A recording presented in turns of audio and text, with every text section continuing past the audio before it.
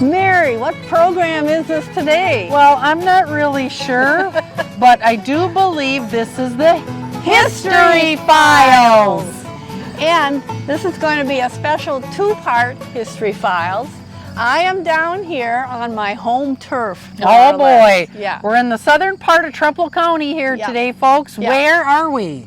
Well, this is not named that road, so we can say exactly where we are. And we are on Decorah Prairie, and that would be southeast of Galesville. Yes. And it's where I grew up, and my son still lives here, and my relatives. And it's a pretty interesting spot. So I thought today we would have, we're going to start our conversation out. Part one, we're going to talk about the people that were living here for a long time before us. Right. Because I think it's always left out of the history books, and people don't seem to realize that there were a lot of people here before the white settlers came. Yes, there was. And people wanted land and people wanted to move west. And in the process, communities struggled. Right. And we need to think about how long the Native Americans were here. Right. And according to some recent statistics, I was looking it up, they figure that the first ancestors of the Native Americans got here 15,000 years ago. So that was quite a while back. That was a long time. And they had their population, they also figured, before pre-contact, before white settlers and Columbus and everything, they figured that there was 70 million Native American group. Wow, yeah. That's a huge population. Yeah. And they had 4,000 separate languages. Wow. Yeah. They were a very diverse group. Well, a diverse culture that was here for a very long time and were very successful. They were. In how they managed their resources. And they did. They just that their culture that they had on this side of the ocean was different than what developed in Europe. Yes. And we can't ever think that they were just ignorant people with, sticks and... No. No, they had some pretty intense, beautiful civilizations. Yes, yeah. Advanced civilizations Right. that even to this day we are still working very hard through archaeology and having oral histories that we're still trying to piece together the complexity of all those cultures. Right. And there were a lot of people that lived here on Decorah Prairie before the white settlers came in 1853. And even when I was a kid growing up here, I just couldn't believe that there hadn't been a lot of people here before my ancestors settled here, because it's a beautiful spot. Right. Flat, it was tall grass prairie in the day. Yeah. Because it was burned frequently. And a beautiful, dark, rich loam soil down here. Always grew beautiful crops without too much effort. Yes. Good ground. Yeah. And they, people down here always found lots of artifacts. It seemed like all the farmers down here had shoe boxes full of axe heads and arrowheads and all kinds of things that they had found coming up out of their fields. Things that look like mallets. Yeah, it's really interesting. And, the thing is, agriculture has changed in that they don't do the deep tillage anymore. Right. They didn't. Well, the prairie's been broken for so long, it doesn't need to be broken anymore. No. And yeah, exactly. And it used to be the time to go out and look for arrowheads down here was in the spring when the frost was coming up out of the ground. Yep. And where, they'd been plowed, and that was where a lot of people found things. They could bet on it anyway. Yes. Now, behind me, there's this really large hill, as you can see. And I always thought, it's a southeast facing.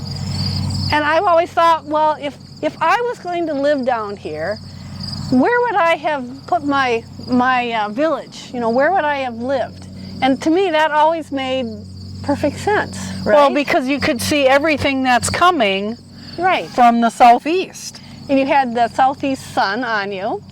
And now it's been drained, but it used to be like a little stream that went around in front of that big hill and came around and eventually went back down to the Black River. So I suppose what it is an ancient oxbow, more or less. I would imagine. But it was a water resource. Right. So if I would have been living up there against that hill, there would have been water down in front of there. It would have been a perfect place. Yes. Everybody likes to have a stream in their front yard. That's right. And we also talk about the Woodland Indians up here, and that's what they basically were. They had these, they made their houses out of bark. Okay. And I suppose to some white settlers it was like, boy, is that primitive. But some research has said that those bark shelters, bark houses, were extremely well engineered. Wow. They shed water. They had a lot of insulation, probably more than a lot of those old farmhouses did. Well, and I think there's probably a few viewers out there who remember cedar shakes on roofs to keep your house dry. Right, yeah. And that's another form of protection. Yeah. To have over your head. And there's been a couple of really interesting shows that are archived at WTCO. Ernie Bozart and Danielle Benden are archaeologists, and they have done work, especially down in Trempealeau. And they have identified artifacts and things that have been found here on Trempealeau County. And there have been people here for a long time. Yes. Yeah, I don't mean definitely. like 100 years, I mean like thousands. Thousands probably. Yes. And I always said, everybody found so many artifacts down here. Now, unfortunately, a lot of those artifacts, the shoe boxes, have gotten dispersed. And lost in time. Yeah, well, some were given to a grandson, and some were given to another son or something that didn't live around here. Yep. And so pretty soon those big collections really, they aren't together anymore. It's like, oh, why didn't we do something back then? But just didn't. But it's a real interesting place. And they said that the woodland culture, the Woodland Indians, they were corn farmers. They grew corn. Oh. I don't think they grew it like this. No. But they did grow corn and squash and beans. And a lot of the early settlers here said that they thought that the native women, I suppose they would have been Ho-Chunks, they used to have little gardens and things up against the bluffs. Okay. Where it's, trees now, but back then there weren't very many trees. Right. This was all grass. Right, it in was. The day. Because they burned. Yes. Yes. So we're just going to look around a little bit here, but we're going to talk about the original inhabitants here on Decorah Prairie, because there were quite a few, and it's really interesting.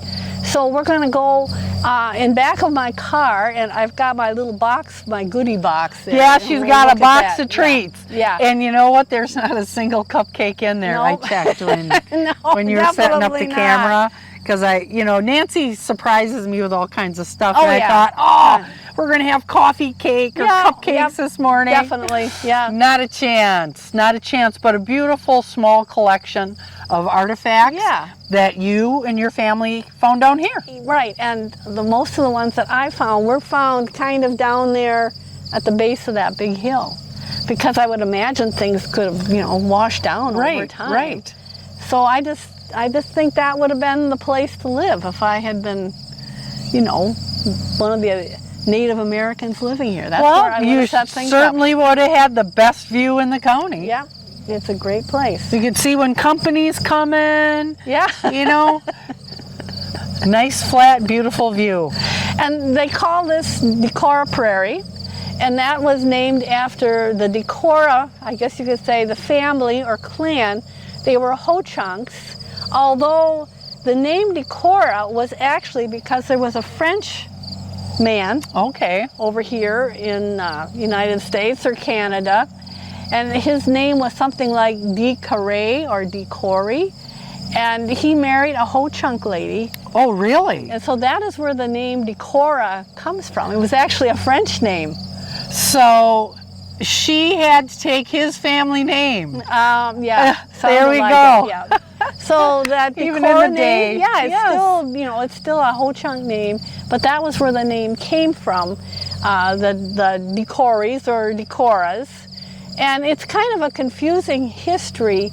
Decorah Prairie, there was a man, a Ho-Chunk man by the name of One-Eyed Decorah. Okay.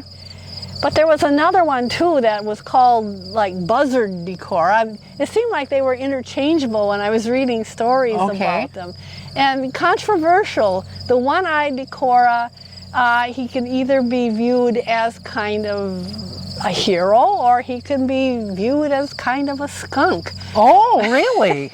So, What did he do to get either label? well, the story is, you know, there's Decorah Peak, and that he had hidden up there while the band that he was part of was being attacked by the Sioux. Okay. So you can either view it as, boy, that was smart that he got it up there, or maybe he should have been down with his people. Okay, two different views. Right, right. And then later on, he was instrumental in actually capturing Black Hawk during the Black Hawk War. Wars? Really? Yeah. Wow. So again, was he a traitor to the Native Americans, or was he, the white view is, yeah, he was doing the right thing. Well, you got to join the pack, and he who's got superior firepower wins. Yep. So unfortunately. well, I think we'll just leave it at saying he was a kind of a interesting character. Interesting character. Yeah. Yeah. Okay, so why don't we go and look at my little box of goodies? Awesome. Okay.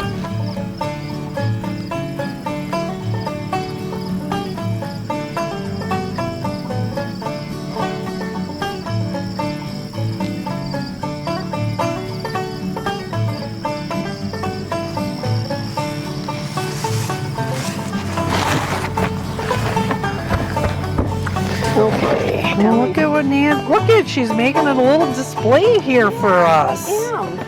Look at that. This is my little box of goodies. Things that I have found or people in my family have over the years here on Decorah Prairie. Now this one we think was actually part of like a chopping tool maybe. And that was how it was attached. Okay, and turn my way. Okay, because I don't want to just have, Yeah. Okay. And we kind of were digesting that maybe this was a mallet head. We think so, possibly, yeah. Now this other thing is a scraper. This is what they used for scraping hides to get the fur off of the hides. And they would sharpen that like a hand tool. Probably the ladies got stuck doing that. Incredible. Yeah. Just incredible. Now here's a couple of points. I didn't find these. I think it was my uncle did. But aren't they something? They were like an axe head perhaps.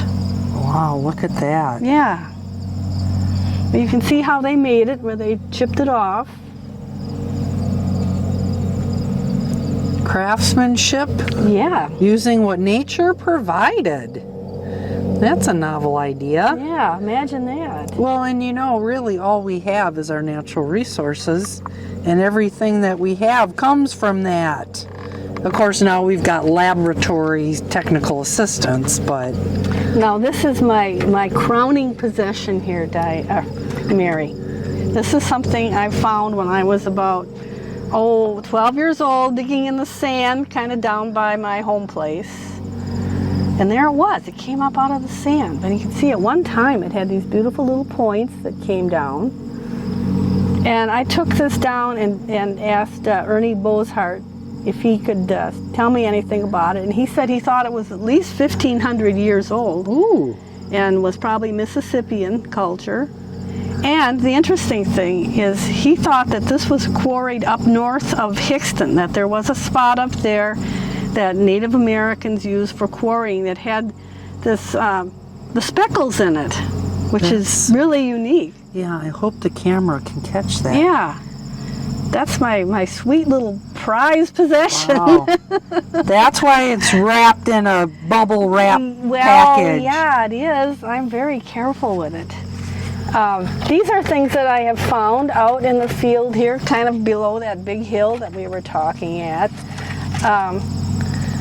You can see that they had, broken off part of it, because they would do, I guess they call it flint knapping, when they're, breaking off pieces, and then after they get pieces the right size, then they can start making them into things. And these were a couple of chips that I found out there too in the field. You can see they were manipulated. Yep. Yeah. That is so cool. Yeah, and this was by my son's house, where he had dug out some dirt for a new sewer project, and I found a little chip up there too. So there was probably a whole lot more activity up here than just one family having an apartment on the hill. I'm sure there were lots of people living here over the time. Now, people that early settlers from around here said that in the summer months that the Ho-Chunks would camp down in the bottomlands, because that was a really good place. The hunting was good, they could fish, and but then during the colder months they would get together in larger groups to spend the winter. So that was interesting. And when I was a child, across Black River, there was an area, a little piece of land there, where now it's new houses. But when I was, probably up into the 70s, there were these really small little wooden houses. Mm-hmm. And that, I remember those. Yeah, and that was where there would be Ho-Chunks, but they weren't there all year. They came kind of... Seasonal. Yeah, it was seasonal. They came and went. And my mother, who lived to be 96, and other relatives here too, said the same thing, that they remembered the Ho-Chunks basically camping down in the bottomlands. That's incredible. Yeah. It really is. They were still a presence here. There just weren't a whole lot of them. Well, and their migration wasn't Wisconsin to Florida. No. It was the hill to the river. Right. They weren't packing up and going to Texas for the winter, were they? They were not. But like I said, growing up, everybody had all kinds of artifacts that they found. I forgot about that. Well, and I was thinking about that now, Nancy, because that's the one rock. It's granite. And why? And I found it right out there in that field a couple of years ago. Now that would be a rock that's more conducive to the central part of the state, is it not? It was what they used, they said, for pounding, That's glacial overwash rock. They don't have granite down here. No. But there it was. And that's what they figured that was used for. It was like it's heavy. It was good pounding. Well, we've got a competing resource here. Yeah. So that's my little box of treasures. And there's been other people around here that had a lot more, but like I say, a lot of the collections have gotten dispersed over the years. Well, and hopefully some make it to a permanent home where they can be enjoyed by others. Now, my best friend growing up, she lived in this farm right over there, Mary. You can see the roof of the house. And her name was Seisha Betts. And now she's Seisha Anderson, and she's one of our big fans, by the way. But this property here, these were the fields that belonged to her family, to her dad, and her brother Bill, her late brother Bill. She said that he had this jar that he kept in the kitchen. And when he would come in at night after cultivating or, working out here in the fields, he would put all the things that he'd found, all the different arrowheads and points and everything, he'd just drop them in that jar. And he had an amazing collection. Now, Bill has passed away, and so my friend Seisha had given a lot of it to his son. However, we did have an arrowhead that he had found out here, and she had shown it to Ernie Boshart, and he said it was 5,000 years old, Hopewell culture. Really? Yeah, so that was an old one. And say the name of that again. Hopewell culture. Hopewell. Yeah. So that predated the Woodland and Mississippian culture. That is so cool. It was really something. And they have found, they have found artifacts and stuff around here and all over the county that have been made out of stone that actually came up from way down south, like Louisiana and Tennessee and Arkansas. So they really had quite involved trade routes. They did have quite an extensive trading culture. Wow, that's just incredible. It is when you know about this.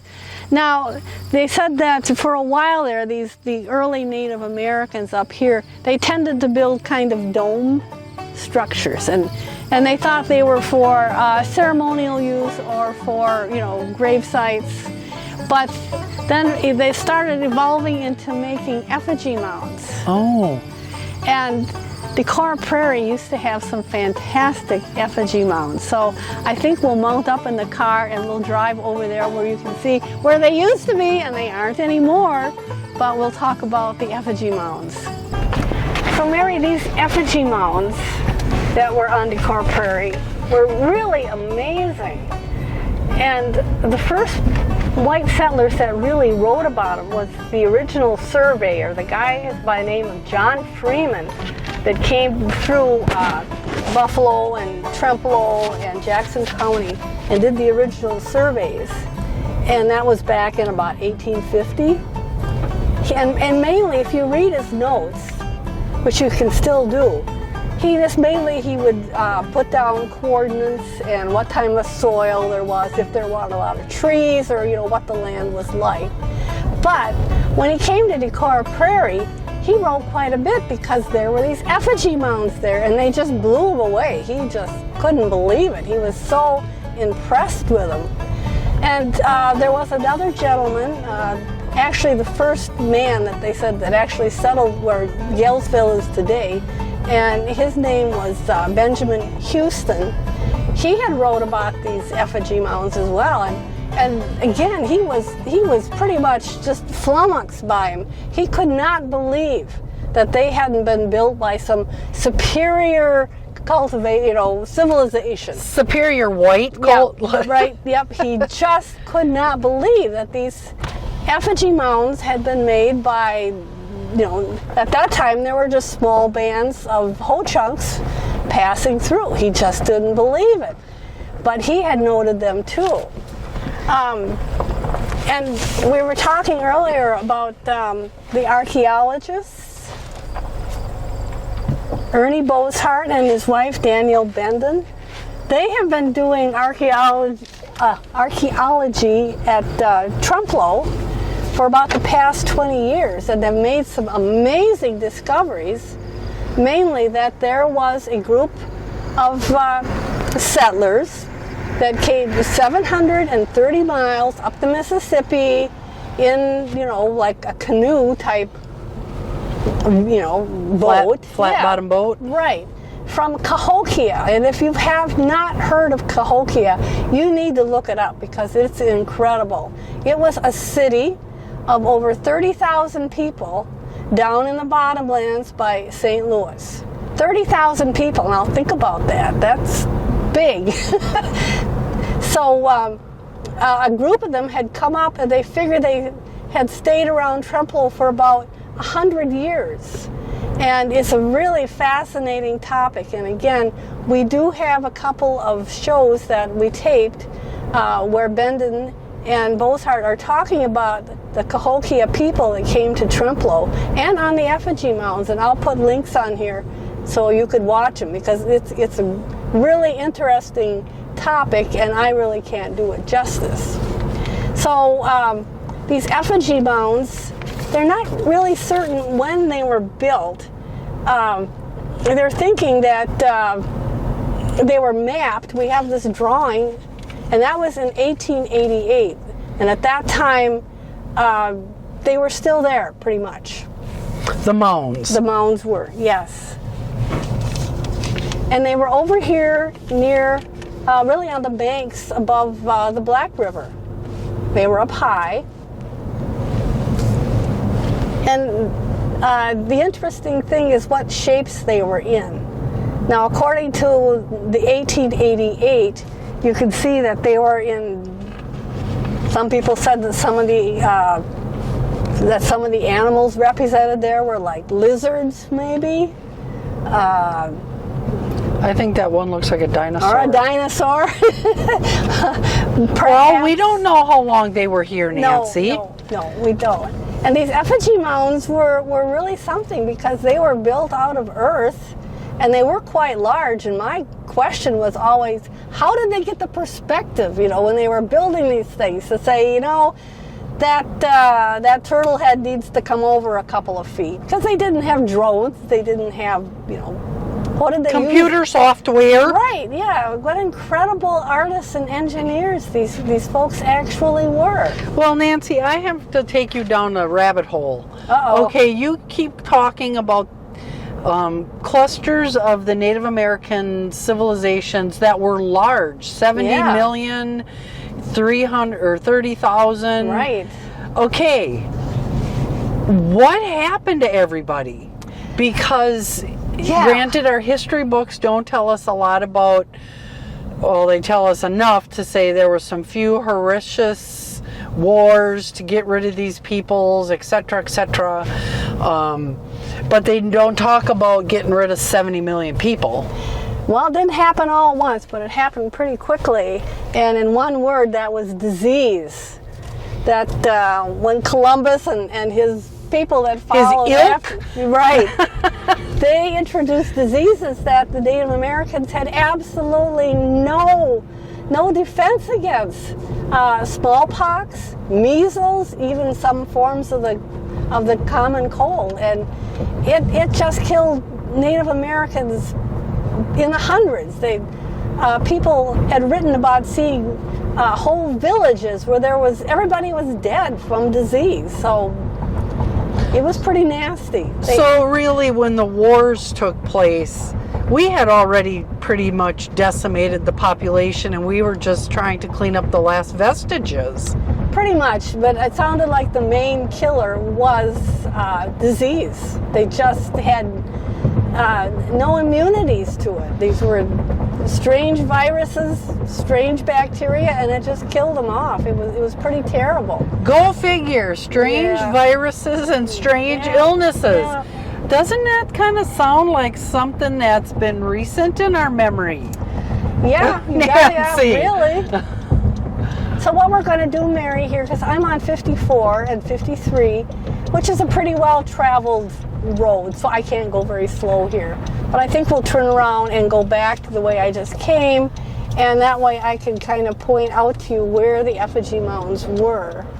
Because they were built over there above, on the banks above the Black River. Okay, let's see if we can do this without getting rear-ended or T-boned or anything else unpleasant. Run over. Yeah. Okay. Now, like I say, my mother grew up on Decorah Prairie, and she remembered that there were a couple of effigy mounds over here on the banks above the Black River. And she said that when they were clearly visible was in the spring when the snow was just starting to melt. And then because did they keep their snow, or did the snow melt off of them first? The snow melted off of them first, so you could see the shapes. And this would have been like in the 1920s and 1930s, and they were already getting pretty damaged by then, and they had been farmed around and everything else. But in the spring, you could see the shapes. And she said they were in the shapes. She remembered that one looked like a turtle, and another one looked like a deer. And at one time, they said there had been the shape of a bird that looked like it was taking off from the bank. Can you imagine how beautiful that would have been? Well, if and the soul you're going was, to hear some blinking here, folks. I'm putting on my caution lights. if the soul was going to head off to Mother Earth, right? Yeah, very definitely. Now, these mounds, these effigy mounds, they're not really sure how long they were here, but it wasn't something that had been put here like in the last 200 years. And it must have been like an immense project. And it takes quite a few people, quite a while to make an effigy mound, because they're not working with bobcats and bulldozers and, you know, machinery like that. They were probably working with buckets and scooping up the earth to make these big effigy mounds. They're not even sure what the effigy mounds were used for. Were they grave sites? Did they inter some of their, you know, their dead there? Were there artifacts inside of them? Or were they just kind of a ceremonial thing? Or perhaps did they denote different clans within the Native Americans? You know, maybe the Turtle Clan had built an effigy mound, and then the Bird Clan had done another one. Well, and were they messages to their fellow travelers to say, hey, there's turtle here, there's fish here, there's, you know, were they messages in the earth? They just don't really know. And especially, I think it was right over here was where my mother remembered seeing the bones. And of course now it's corn, right? Yeah. Can't see over the corn. And there's nothing left of them anyway. Because by the time my mother had been old enough to notice them, they were pretty damaged. People were farming through them. Yes, they did not put any value on them. And but what was the killing stroke, which really killed and demolished these effigy mounds, was in 1944. They changed the road and they put it through where we're sitting right now. Is where the mounds were. Yes, before this, the roads were over here to the northern part of Decorah Prairie, and then they put in this new, faster road here in 1944, and that was it.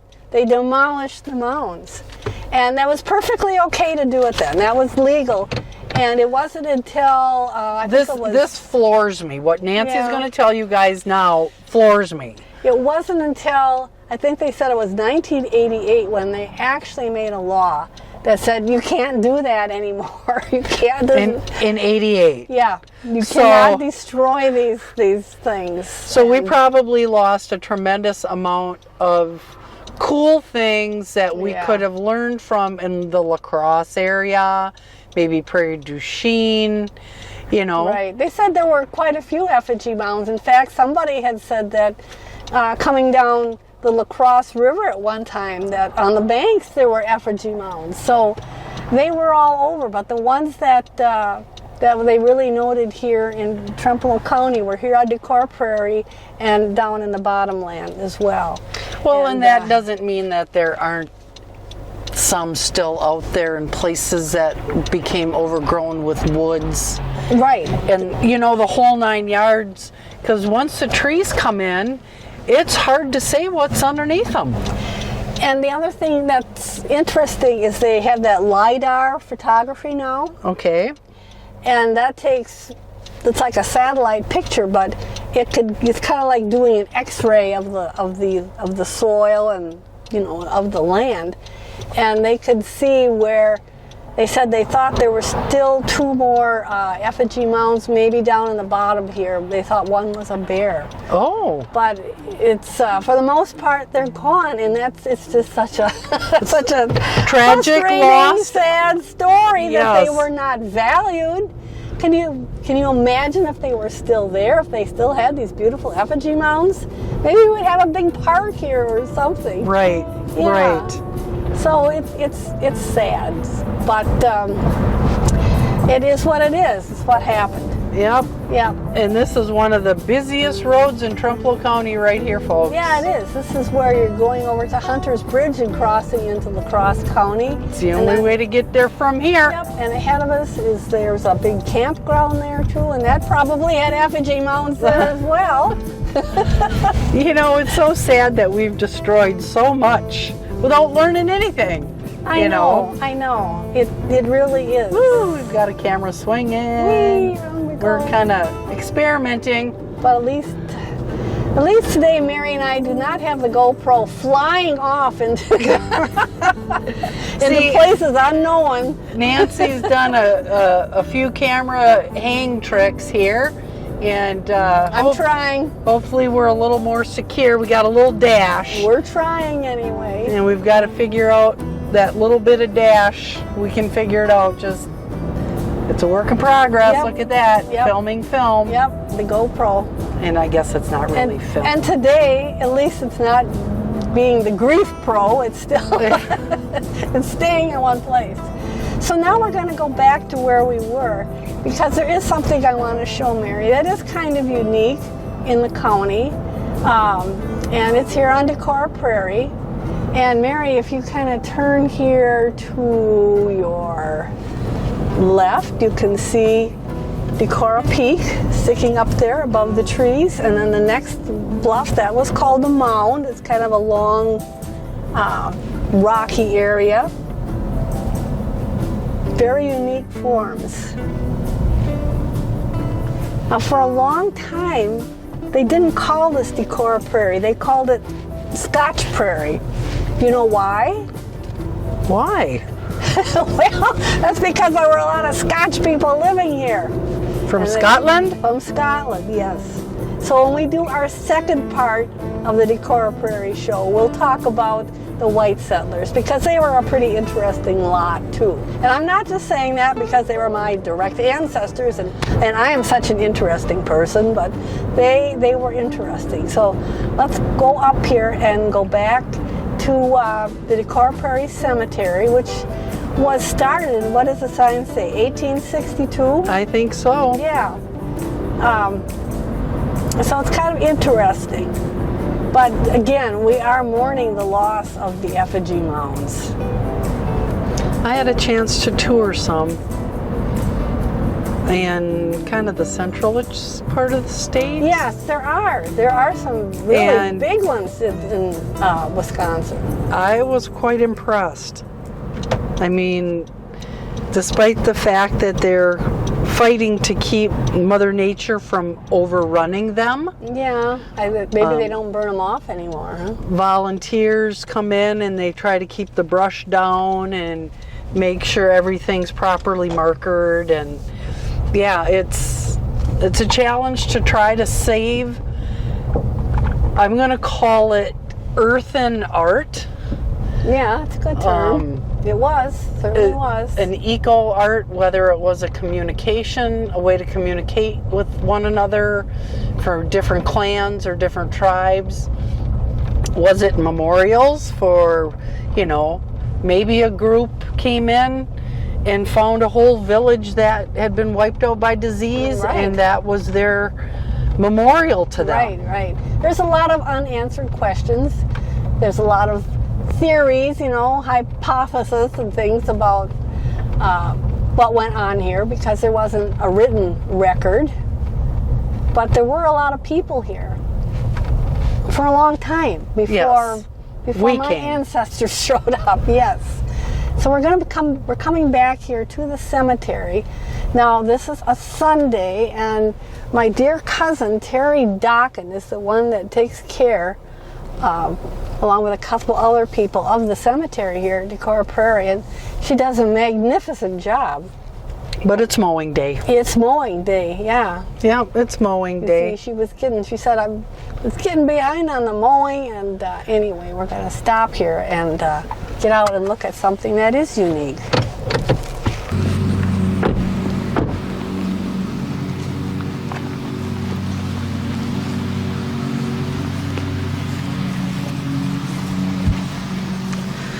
Okay, Mary, you might find these tombstones here kind of interesting when you read the names on them. Okay. Because this section here of the Decorah Prairie Cemetery is Native American. There's many, I imagine most of them are Ho-Chunks that are buried here.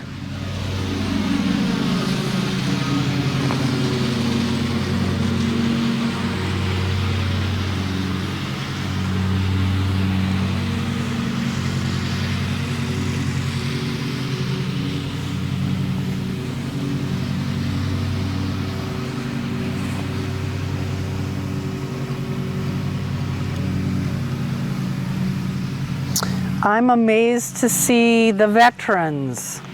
Well, they did. Our Native Americans served our country. even though they didn't get a very good rap from our country, but yes, they've always been great soldiers. Now in the 1920s, my mother, when she was old enough to go to the Decorah Prairie one-room school, remembered that one year a bunch of Ho-Chunk kids whose families were camped down in the prairie, or down in the bottoms over there by the bridge, started coming to school. And it kind of upset the school board because they would not receive any state aid on these students. And you know what the reason was why they didn't? Because at that time, Native Americans were not considered citizens. Wow! If they weren't citizens, the state wasn't going to give them any money for education. I'm not sure what they considered them. Maybe they thought they were, I don't know, natural resources or something. It was pretty bad. But my mother had good memories. She said that the girls, the Ho-Chunk girls, were very, very artistic, and that the boys were great athletes, very athletic. These, I think, are new since the last time we've been down here. I think so. They're just beautiful. Yeah, aren't they? Just beautiful. And I love it when they have the people's faces on there too, so you see what they actually look like. I think that's great. Yeah, there's some beautiful monuments down here. And again, here's another veteran of Vietnam, Raymond Decorah. And then it goes back here quite a ways. Here's where the little soldiers are buried. The Clevelands and the Thunders. And there's some people up here by the name of Otter.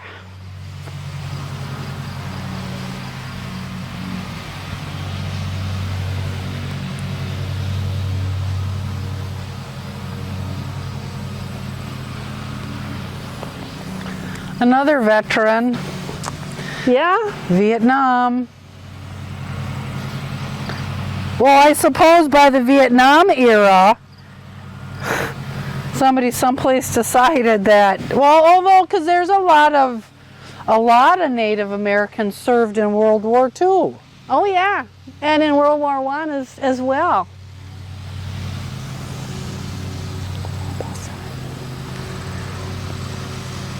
Father Edward Cloud.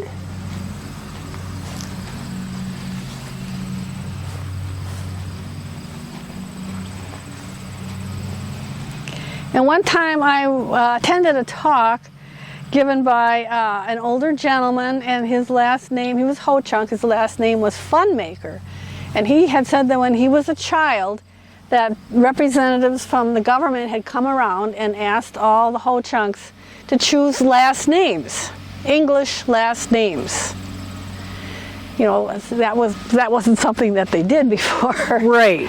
And so his name became Funmaker, which he said was actually a very bad translation of what their family had been called, and that was he admires.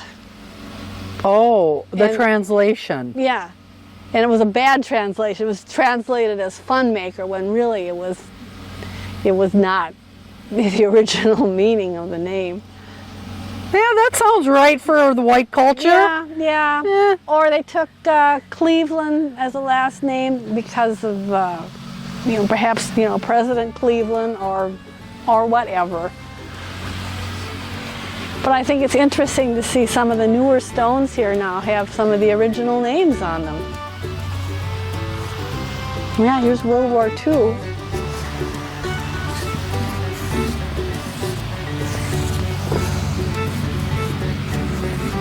So I am not certain if there is another cemetery like this in the county that has burials of Native Americans. But I think it's really fitting because they're here on Decorah Prairie where these people had lived for where this was their home. Yes, thousands of years probably.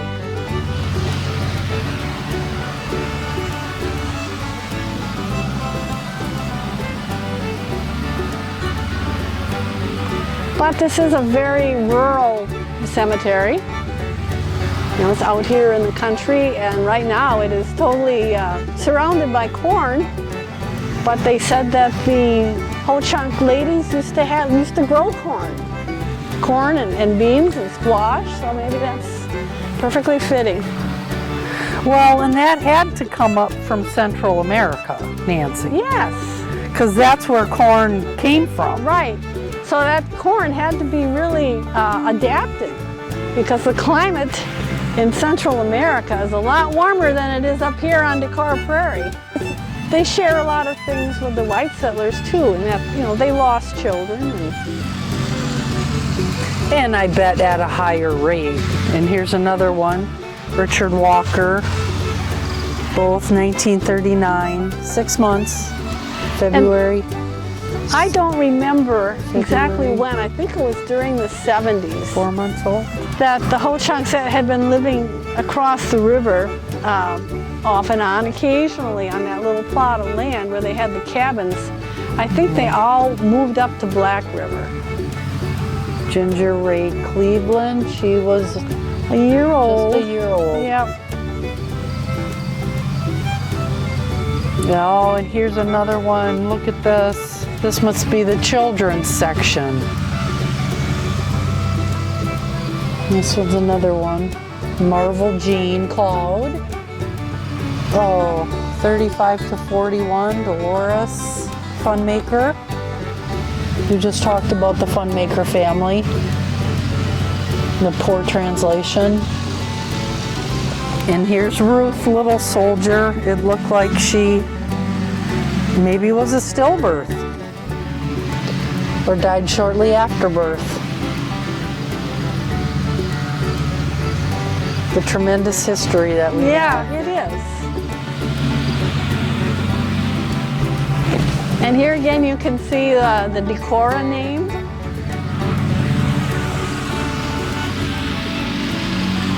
I especially like this one, Mary. Look at this.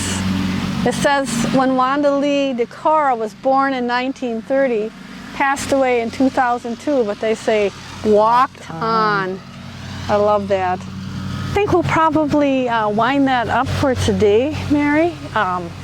But we're going to come back and we're going to do part 2 of Decorah Prairie, where we talk about the settlers that were here that came in the 1850s. That dug up the Effigy Mounds. Oh, don't remind me.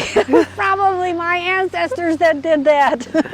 Well, thank you all, and we hope you found this edition of the History Files. We hope you found it interesting, and if any of this information that I have been spewing forth is not correct, you can certainly let us know. Yes. We do try, and I do hope that you will look at the 2 presentations made by Bozart and Benden, where they're talking about the Effigy Mounds and their work at Trempealeau.